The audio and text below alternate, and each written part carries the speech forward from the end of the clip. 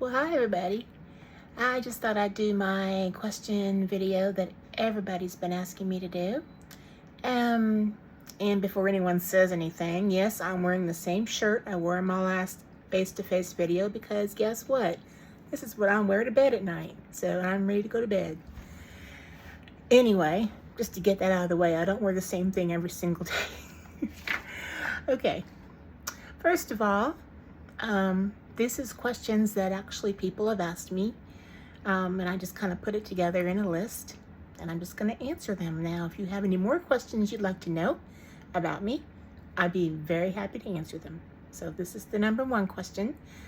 People ask where I am from originally. I was born in Santa Monica, California, and I grew up in Culver City, California. Grew up in the very same house until I was about 12 years old. I went to Braddock Drive Elementary School. I was even in ballet, tap, dance, Hawaiian dance from age 3 up until I think 9, and then I didn't do it anymore. I went to the same elementary school from kindergarten till 6th grade. A lot of the same kids went through it all those years with me. And then I went to junior high school at the local junior high school, Marina Del Rey, which was a very rough school. I think I spent more time out of class than in class. Yes, it's called skipping class because it was safer to not go to class. I remember telling my parents, I am not going back to that school. You can do anything you want to me. I refuse to go back to that school next year. And so the next question is, where did I grow up? Partly there. And then I'll go ahead and take it to the next question. Where did I grow up? I believe it was after 6th grade, before I transferred into the junior high school, we made a trip to rural Missouri because my dad had some distant cousins that lived on a farm. And they invited us. I'm not sure how that all went. I was only 10 at the time. But we made a 3-day trip in our van. There was 5 of us kids and my parents and our dog Muffin, a black boxer we had. And we made our 3-day trip from Culver City to rural Missouri, called Texas County, Missouri. And you're talking about a culture shock from Los Angeles, California, well, Culver City, same area, to rural Missouri, to like gravel roads, farming, horses. We had our very first taste of cow's milk right there on the farm. We stayed there for 2 weeks. I didn't want to leave after 2 weeks. I bawled. We had to go back so we can do out the school year and everything. That's when I went into Marina Del Rey School and did my 7th grade year. And then I found out how horrible that school was. I went to my mother and I talked to her and I said, I don't care what we have to do. I am not going back to that school. It doesn't matter. I'm not going back. I don't feel safe there. So she took me, and at that time we weren't Catholic. My mother was Catholic when I was born, and then she went to a different form of religion. I don't call it religion, it's Baptist. But I still remember to this day, she took me to the Catholic school and we sat there and we talked to sister, and she was going to put me in Catholic school. My grandmother, with my dad's mom, she offered to buy my uniforms, offered to buy all my books, everything. The tuition wasn't going to cost anything because where we lived. I was going to go to Catholic school. If that's what it took to keep me safe, that's what was going to happen. But we didn't have to do that because that following year, after 7th grade, we went back to rural Missouri to stay with our distant cousins again for another 2 weeks for our summer vacation. And we decided to move there. Our distant cousin, Elmer, we all called him Grandpa. He wasn't our grandpa, but we called him Grandpa, and Grandma Vivian. There was a house for sale right there on Boiling Springs Road. It was a gravel road, and it was a 3-bedroom ranch house.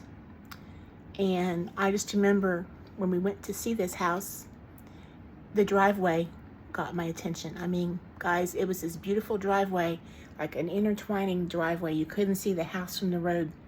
But when you got up to the house, there was this ranch style, dark house. It was about 10 years old. And the guy that was trying to sell the house, he had built it for his family, and they'd lived there for 10 years. And it was on 42 acres, I think 42 acres. They didn't have any farm animals or anything like that, but there was plenty of space for a garden, a barn if we wanted to build a barn. There was like a little shed out there that we actually converted into a chicken house and had some chickens. Anyway, my parents bought the house. We went back after our vacation, and we still had to sell our house in Culver City. And my parents were talking about it, and you know, the market wasn't even selling. We didn't know how we were going to sell the house, because if we couldn't sell our house, we couldn't have this house. So I remember the very first person that looked at our house bought our house. And I still remember he was going to rent out rooms in the house. It was a pretty big house. My parents had added on to it when my mother had my youngest brother. And I think it was 5 bedrooms and a den. So it was big enough to where you could do something like that. And so when the market wasn't even to be selling the house, anyway, it was meant to happen, okay? We had 3 weeks until school started up in Missouri, and my mother and dad wanted us there so we didn't have to miss any school. We had 3 weeks to pack up, and we did it. I won't go into all the details, but we got to Missouri August 8th, 1978. I was almost ready to turn 13, going into the 8th grade. The school that I was gonna go to, me and my 2 younger brothers, was actually an elementary school. And I had come from elementary school and gone into junior high school, so it kind of seemed really weird, but I was excited. And that first year was hard because, you know, kids are going to try you, kids are going to bully you, but I got through it. And I never regretted moving there. Even through the years, I remember thanking my mom and my dad for getting us out of that place. I guess when they bought the house before we were all born, or my sister was born, when they bought the house in California, I guess it wasn't really that bad of an area, but it got really bad. And so we just had to get out of there. But anyway, I had to go into that story to explain it. That's where I grew up. I mainly grew up in Missouri. I consider myself a Missourian, although that's where we're moving back to, is the state of Missouri. Not the area, but the state. So I've always considered myself a Missourian because that's what I'm most familiar with. I already answered the question of when we moved to Missouri. My first job. What was my first job? I wonder if that person meant real job, like taking out taxes job. I guess that, well, my very, very first job of making money was babysitting. And I was 13. I think I was 13 or 14. And I think I made 50 cents an hour, or maybe $1 an hour. I think it was $1 an hour. And that was my job from going into the 8th to the 9th grade. Some people that we knew had 2 little boys, and they were farmers, and they needed someone to babysit their boys while they were out baling hay and stuff. And so I made, I think it was $1 an hour, and I worked all summer, every single day, babysat them, played games with them. You know, they were school-age kids.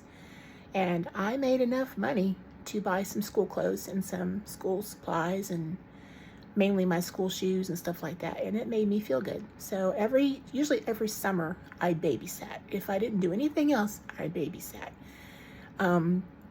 My first job to take out taxes, like first real job, I think it probably would have been taking care of a lady before I moved to Springfield. I took care of a lady in her home, and they took out taxes. But that was that was a pretty good job. I enjoyed that. As far as high school working, the only job that I really did in high school was babysitting. I got offered a job at this little place called the Horseshoe Drive-In. But for some reason, my dad wouldn't let me take the job. And I had everything worked. Anyway, he wouldn't let me take it. So I think if I had it to do all over again, I probably would have done it anyway. But, you know, you have to do what your parents say. So for some reason, he didn't think I could handle that job and going to school and everything. But anyway, it worked out. I usually just babysat. So I hope that answered that question. Change in schools. I think I talked about that from California. City life to farm life. Well, I talked about having a culture shock, and it was a culture shock. But our very first year in Missouri was when the Missouri snowstorm hit. And we'd never been around snow before. I mean, we'd gone up to the snow in California. We had to drive to the snow. My dad was a city bus driver, and my mother was always a Girl Scout troop leader. So we always drove up to my dad always got these buses chartered out. And like once every couple of years, he'd take all the Girl Scouts and brownies and everybody up to the snow, probably a couple of hours away, and we would play in the snow all day long and go back home. That was the only snow we ever played in until we moved to Missouri. And our first winter storm in Missouri was the snowstorm of 78. Everyone still talks about that. I mean, it was big. It was big. We really weren't prepared for it. Good thing we had cousins around there, people that helped us learn how to shovel snow. We had an electric heater. Our house was electric heated. After that winter, my dad put in a wood furnace. We missed 2.5 months of school. I mean, I thought I was somebody missing all that school, you know. So that was probably the biggest culture shock that I remember after we moved to Missouri. And the kids were different. Teachers were different. Life was different. But I don't think I know that I would never have gone back to California and live the life that we had to live there. But anyway, I really am glad that we got to move there. My first best friend in 8th grade. I don't remember who asked me that, but I remember being asked that. And actually, I still am her best friend. We are still very good friends. Her name is Teresa. And it's a long distance friendship now. She lives in a different state than I do. But I remember showing up to 8th grade. Everybody in our class, of course, I was a strange kid. I'm not a strange kid, but I was a stranger. No one knew me. I was feeling very awkward. And I'm like, I hope I can meet a friend, some friends. And we were getting ready to go to lunch and stood in line, and this girl named Teresa stood behind me, and she was in my class, and she introduced herself to me. And from that time on, she and I were really good friends. And As with any friendship, there's been ups and downs, but we are still best friends to this day. I mean, I don't see her. I think I've seen her once since we graduated high school. My husband and I drove up to Wichita, where she lives, and because she had purchased some 3D printed shelves that we made, and they were going to cost way too much to ship them. And she actually wanted them so bad. You know, we gave her a deal on them, and we drove them up there to her, and my husband installed them for her. Got to visit for a few minutes, and then we left. But that's the answer to that question. We went all through high school together, graduated together. She moved away. There was a time that I didn't know where she was, and finally caught up with her, and now we text back and forth, and that's that. So that's nice to know that. What year? Oh, wait a minute. My favorite subject in school. That would probably have been industrial sewing. I loved industrial sewing and cadet teaching. I had a hard time in school. I wasn't one of those kids that grades came very easy for. I graduated, I got my credits, and I did the best I could, but school was always very hard for me. English, math especially, yeah. I was actually in a special class for math, and it's always been that way. I thought, well, if I can learn how to balance my checkbook and get along in life, I'll be happy. And that's what I did. So I didn't have any desire to take all these hard math classes. I didn't have to do that. So industrial sewing was something that only seniors could take and when you're in the 12th grade. And it was like a leather class. And I remember the teacher in there was so kind, and we got to take trips over to the H.D. Lee company, you know, the factory, and we got to always make these leather goods and purses, and I made a pair of actual H.G. Lee blue jeans in that class. And it was just a lot of fun. I loved that class. And then cadet teaching was another class I loved. Not everyone was qualified to do it, but if you had every class that you had, if you didn't have to take that class, you could take that hour and go to like a lower grade class, like a 4th or 5th grade or 1st grade or whatever, and you can go to that classroom for the hour of another class and grade papers. You weren't like teaching anything, but the teacher would give me papers to grade for that whole hour, and the kids were in there, and maybe that's where I developed my love for kids and teaching, because I actually love that too, and that was a lot of fun. I did one for the 5th grade, and I did one for the 4th grade, I believe, and 2 different years, and that was so much fun. I don't know if that school still offers that anymore. I sure hope so. The year I graduated, it was Houston High School, Houston, Missouri, in 1983. I was 17, and I decided that I wanted to go to beauty college. They had like one of those career days. You know how they come to the schools and stuff. I don't know if they still do that or not, but we did. We had a career day. And this lady from this beauty college was there, and she was, I mean, I've always been interested in hair and doing my hair and stuff and doing other people's hair. And so I found out they had a scholarship, and you didn't have to pay anything, you just had to apply for the scholarship. And so I applied for the scholarship, and I got the scholarship, but it only paid for the tuition. It didn't pay for books, uniforms, didn't pay for anything else. So, but that was most of it. We went and toured the school. I decided, I want to go. I went, and I remember when I first started, I didn't like it. Not at all. The girls were rude to me. one of the instructors was not very nice. The owner was super sweet. I loved her. And I don't know, that was just like they were trying to make it hard for me, because I mean, I was awkward. I didn't have a lick of confidence in myself, nothing. I don't know. I decided, I went ahead and got my 1,500 hours. Took me over a year to do it.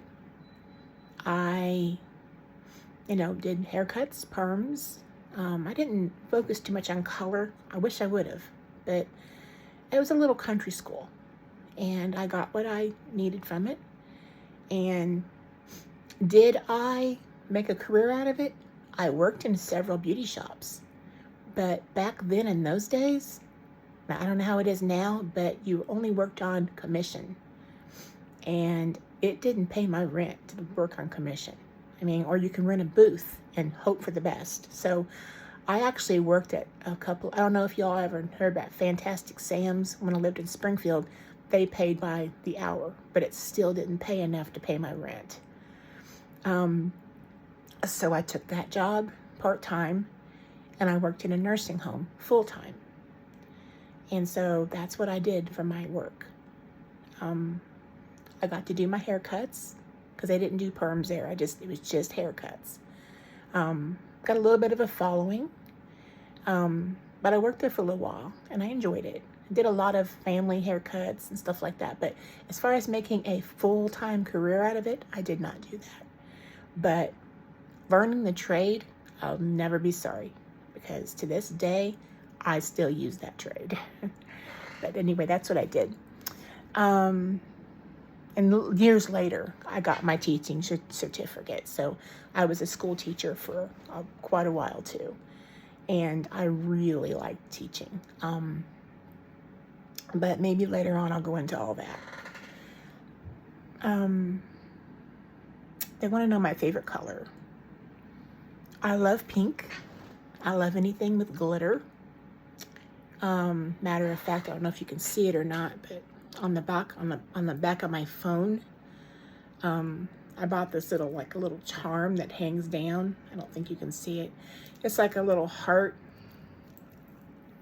Yeah, here it is. It's like a little heart thing that I hang off my phone. Oh, it's right here. It's a little bit right there. Anyway, that's just what I love. I love some teal. I love pink. Pink is my favorite color. I love some lavenders and some purples and stuff, but pink and glittery and anything blingy and stuff like that, that's my jam, like that. What makes me sad or mad? Well, a lot of things make me sad and mad. I will say what makes me mad is bullies. I have zero tolerance for any kind of bullies. I remember in my classes when I was teaching some first grade, some pre-K, these kids, they'd come in and they thought they could bully other kids, and I put a stop to that. And kids knew that when they were in my class that I wasn't going to allow it, so that wasn't even an issue after a while. But that's one of the things that makes me mad is bullies, even today. I don't have any tolerance for that, and people know that. So, what else makes me mad? People that lie, cheaters, of any kind, thieves. Your normal things that should make you mad. Bad drivers. Of course, I think we all hate bad drivers. People that are just stupid and they don't use any common sense when they're behind the wheel. I happen to be a defensive driver, and so is my husband. So there is a class you can take for it. So yes, it's a real thing. So yeah, a defensive driver knows if another person is defensive or not. And I remember being in the car with not defensive drivers, and it scares me to death. Anyway, I'm so glad that my husband defensive drives. So a lot of accidents have been prevented from defensive driving. So what makes me sad? Of course, losing someone I love, losing a pet, when someone hurts my feelings, just, I need normal things that would make you sad. I can't think of anything different from anybody else that would make me sad. So if I didn't answer that question, maybe you can send a message to me, who you know who you are, and maybe elaborate more on what you want to know about that. My hobbies. I have a lot of hobbies. I love crafting. We do some 3D printing. We love to plane spot. Like, we like to go to the airport and just sit there and watch planes. I know it might sound boring to some people, but let me tell you, it's a lot of fun. Plane spotting, sewing. I don't have a sewing machine right now. I'm looking to get one. Found a couple of good deals on some, but so when we get moved and when I get room for one, when I know where I'm going to put it, I've already got a couple of them picked out. There's actually one at Walmart. It's a brother one. It's a, oh gosh, it's a nice one. So when I'm ready, I know the one I want. And Singer's good too. So I'm kind of looking at different sewing machines, but I'll get the one I want when I decide the right time.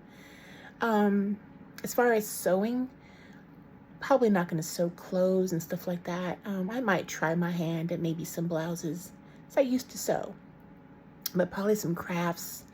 I would love to put a quilt top together and have it quilted for me. I'm not sure exactly what I'm going to do. Probably just for hemming and fixing things and pillows and you know, stuff to make the home nice. I do like to do diamond art. I haven't done it in a while, but I've got one going and I need to get that back out and start it up. I think I've actually packed it, though. I love to paint, like 3D print painted stuff. I love to draw. I'm not a professional drawer at all, but stuff like, let me show you what I drew. Hold on. I've got this little bumblebee. I love bumblebees and stuff like this. I drew this. This is just what I like to doodle. And it was actually hanging on my wall here. So, I mean, gosh, I've drawn just stuff like that. I could doodle. Just if I sit out on the porch and with my, I'm going to have to get me a little sketchbook and some pencils. Just sit out there and just draw. It's relaxing to me. I love to do karaoke. I've got a little microphone. No, I'm not professional, but I do enjoy doing it. Let me see. Crafts, sewing, 3D printing, plane spotting. We love road trips. I wouldn't really call that a hobby, but I like to cook. I like to make cards. I don't have, haven't done that in a while, but I like to do my nails. I've got all kinds of, like right now, these need to be redone, but I did, these were bumblebees. And I don't know, let's see if you can see that or not. Have the eyes and stuff on. They need to be redone, seriously. Stuff like that. But, gaming. I'm a big Nintendo fan. I've got a bunch of games on the computer that I play. Flying games. A lot of plane flying games. Which actually it's very real. The sounding of it's real. My computer monitor is about 40 inches, so it's really a realistic thing. We love to game. So that's exactly where I'm at now. I'm in our office. So, I think that's all the questions. Let me look on here to make sure.